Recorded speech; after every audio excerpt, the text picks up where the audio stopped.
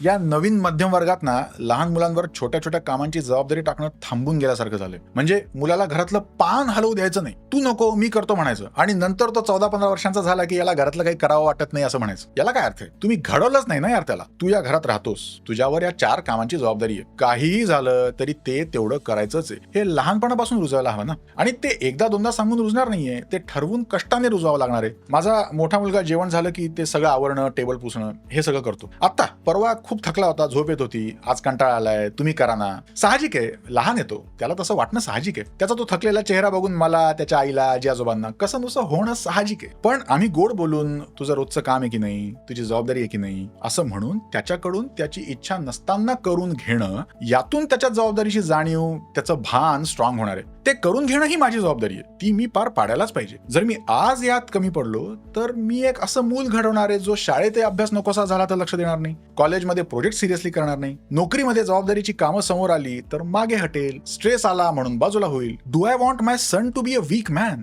I don't. म्हणून मला आज थोडं निष्ठुर व्हावं लागलं तर मी व्हायलाच हवं, फॉर माय सन सेक.